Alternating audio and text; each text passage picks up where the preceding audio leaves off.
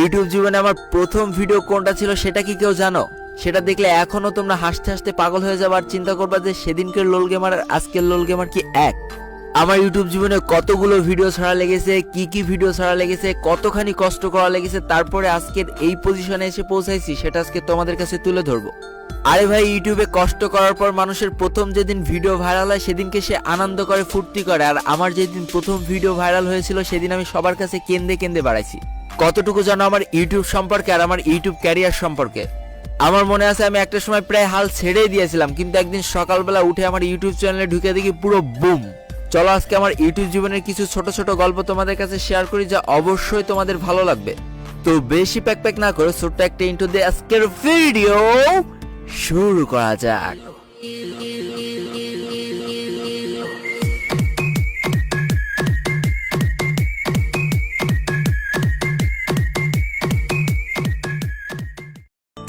লোল gamer, হ্যাঁ এটাই ছিল আমার জীবনের প্রথম ইউটিউব চ্যানেল।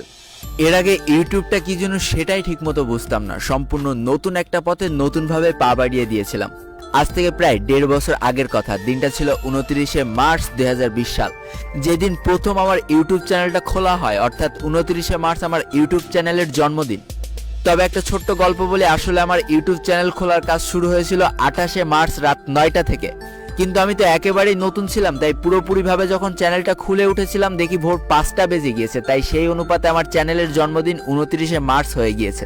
আর যেদিন ইউটিউব চ্যানেল খুলেছিলাম, অর্থাৎ 29শে মার্চ বিকেলবেলা, আমি আমার জীবনের প্রথম ভিডিও আপলোড করে ফেলি ইউটিউবে। আর যে ভিডিওর থাম্বনেলটা ঠিক এমন ছিল। দেখতে হাসি লাগছে তাই না? হাসি পেলেও এটাই সত্যি যে এই থাম্বনেলটার মাধ্যমে আমি আমার ইউটিউব যাত্রা শুরু করে দিয়েছিলাম। দেখো, আমরা যখন নতুন নতুন ইউটিউবে আসি, আমরা আমাদের গেম প্লে ভিডিওর পিছনে একটা মিউজিক লাগায় আপলোড করে দিই। কিন্তু আমি আমার জীবনের প্রথম ভিডিওটা থেকে ভয়েস ওভার করা শুরু করেছিলাম। এইবারই আসো আসল কাহিনীতে।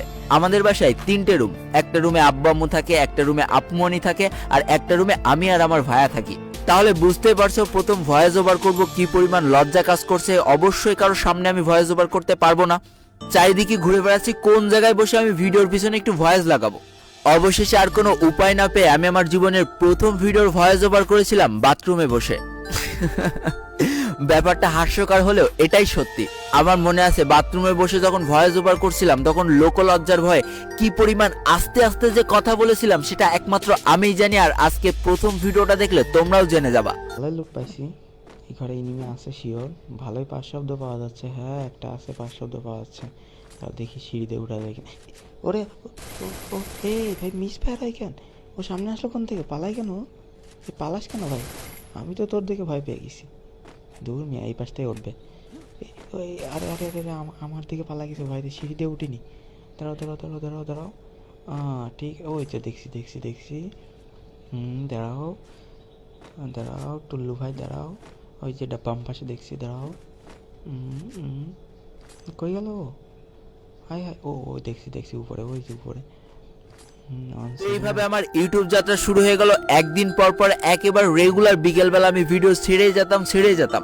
কিন্তু আমি যে মন খুলে কথা বলবো বা ভয়েস ওভার করবো তেমন কোনো জায়গায় পাচ্ছিলাম না। কখনো বাথরুমের মধ্যে যে ভয়েস ওভার করতাম, কখনো সিঁড়ির ঘরে যে ভয়েস ওভার করতাম, কখনো রান্নাঘরে যে ভয়েস ওভার করতাম, এইভাবে কোনোভাবে হচ্ছে না। আর যেহেতু প্রথম দিকে আমার কাছে কোনো মাইক ছিল না, হেডফোন দিয়েই আমার মাইকের কাজ সারতে হতো, তাহলে আমাকে আরো জোরে কথা বলতে হবে, নাইলে যে ভয়েসটা আসছে তা আমার নিজেরই শুনতে ইচ্ছা করছে না। তোমরা কিভাবে শুনবা? তো এইসব চিন্তা মাথার মধ্যে ঘুরপাক খাচ্ছে। আর একদিন সকালবেলা ব্রাশ করতে করতে আমি বাগানে হাঁটাহাঁটি করতেছি। আমি চিন্তা করলাম এই নির্জন বাগানে বসে বসে যদি আমি চিল্লাই ফাটায় ফেলি তাও কেউ টের পাবে না। এটাই আমার জন্য ভয়েস ওভার করার সব থেকে বেস্ট একটা জায়গা। শুরু হলো ওই দিন থেকে বাগানে বসে বসে ভয়েস ওভার করা। ব্যাস ক্লিয়ার। একদিন পর একদিন ভিডিও আপলোড করতেই থাকতাম।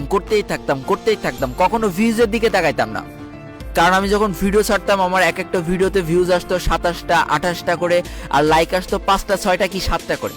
আমার কাছে ভিউজটা কোনোদিনই ম্যাটার করেনি। ভিডিও বানাইতে ভালো লাগতো তাই ভিডিও বানাতাম। প্রত্যেকটা ইউটিউবারের ভিডিও দেখতাম, তারা কিভাবে ভিডিও বানাচ্ছে, তারা কিভাবে থাম্বনেল তৈরি করছে, কিভাবে টাইটেল লিখছে, ওইভাবে নিজেও ট্রাই করতাম। এই করতে করতে 6টা মাস কাটিয়ে দিলাম। আমি কিন্তু প্রতিদিন ভিডিও ছেড়ে গিয়েছি। ভিউজ আসতো 20টা 22টা 27টা 30টা, সর্বোচ্চ গেলে 50টা ভিউজ আসতো। সাবস্ক্রাইবার মাত্র 170টা হয়েছে। তো একটা সময় যখন হাল ছেড়ে দেবো, আমার দ্বারা আর যখন হবেই না, তখন আমাদের গেমের ভিতরে বারমুডা ম্যাপ চলে যাওয়ার একটা কথা উঠেছিল। তো ওই সময় অনেক খারাপ লাগছিল, এতদিন যে ম্যাপটা দিয়ে খেলেছি সেই ম্যাপটা হঠাৎ করে চেঞ্জ হয়ে যাবে। তাই সেদিন একটা ভিডিও বানিয়েছিলাম বিদায় বারমুডা নামে। ওই ভিডিওটা যেদিন আপলোড করেছিলাম দিনটা ছিল 22শে সেপ্টেম্বর 2020 সাল, অর্থাৎ চ্যানেল খোলার প্রায় 6 মাস পর। এর ভিতরে কিন্তু আমি রেগুলার ভিডিও ছেড়েই গিয়েছি। তো 22শে সেপ্টেম্বর বিদায় বারমুডা ওই ভিডিওটা আপলোড করে আমি ঘুমিয়েছি। সকালবেলা উঠে দেখি আমার ভিডিও নাকি ভাইরাল হয়ে গিয়েছে। সবাই বলতেছে আমার ভিডিও ভাইরাল হয়ে গেছে, আমি তো পুরো আনন্দে নাচতেছি। তাড়াতাড়ি ইউটিউব চ্যানেলে ঢুকে দেখি কলা হয়েছে, মাত্র 600টা ভিউ। ওমা, এরপরে ফেসবুকে যেয়ে দেখি ভাই রে ভাই কি পরিমাণ ভাইরাল হয়ে গেছে আমার ভিডিওটা। কিন্তু আমার কোনো লাভ হলো না, না আমার ইউটিউব চ্যানেলে সাবস্ক্রাইবার বাড়লো, না মানুষ আমাদের চিনলো।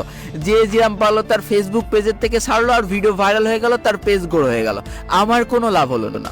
ওই দিনে আমার ইউটিউব চ্যানেলের জন্য প্রথম কেঁদেছিলাম, অঝরে কান্না কেঁদেছিলাম। কিন্তু বিশ্বাস করো, কষ্ট পেলেও সেদিন ভেঙে পড়িনি। ওই ভিডিওটার মাধ্যমে 1000 সাবস্ক্রাইবার হয়ে গিয়েছিল, আর সেই 1000 জন আর্মিকে নিয়ে আমি আমার যাত্রা শুরু করে দিয়েছিলাম নতুন ভাবে। আবারও সেই রেগুলার ভিডিও ছেড়ে যাচ্ছি, 1000 সাবস্ক্রাইবারে আটকে রয়েছে, কোনো লাভ হচ্ছে না, লস হচ্ছে না, ওইভাবে পড়ে থাকলাম। তো এমনই একদিন ভিডিও ছাড়ার ডেট চলে এসেছে, এদিকে আমার কাছে কোনো কন্টেন্ট নেই। আমি ভাবতেও পারছি না যে কি ভিডিও আপলোড করব, কারণ আমার পড়ালেখার চাপ। তো সারাদিন পড়ালেখা শেষে রাত 1টার সময় যখন ঘুমাতে যাব তখন চিন্তা করছি কালকে আমি কি নিয়ে ভিডিও ছাড়বো। তো রাত বাজে যখন 1টা, তখন আমার মাথায় হঠাৎ করে আসলো যে আমি প্রথম দিনের ফ্রি ফায়ার কেমন ছিল এটা যদি মানুষের সামনে তুলে ধরি কেমন হবে।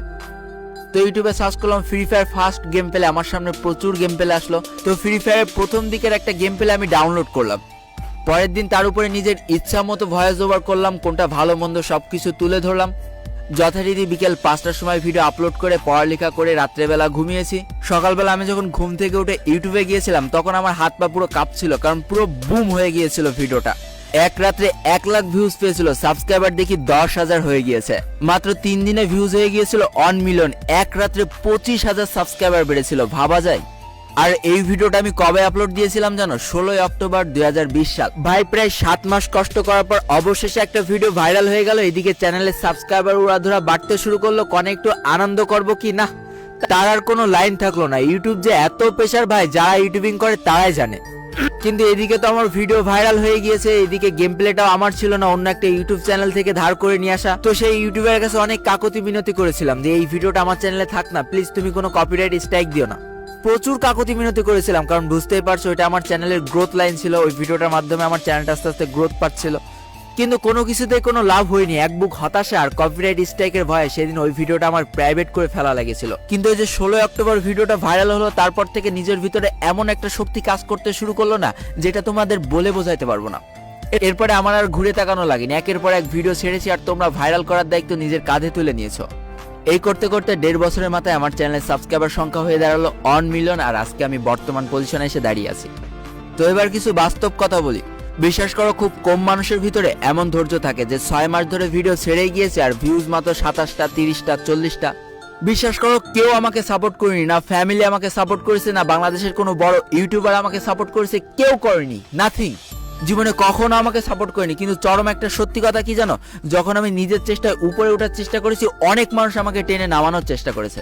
বাস্তবতা এতটাই কঠিন, তোমার যুদ্ধ তোমাকেই করতে হবে, কেউ তোমাকে সাহায্য করবে না।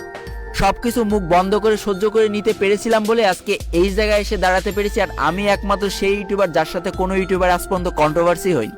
কারো যে কথা আছে না, বোবার কোনো শত্রু নেই আর চোরের কোনো ধর্ম নেই, কথাটা 2 লাইনের হলেও এর মধ্যে অনেক ব্যাখ্যা আছে। তো এটাই ছিল আমার ইউটিউব যাত্রার সংক্ষিপ্ত কিছু গল্প।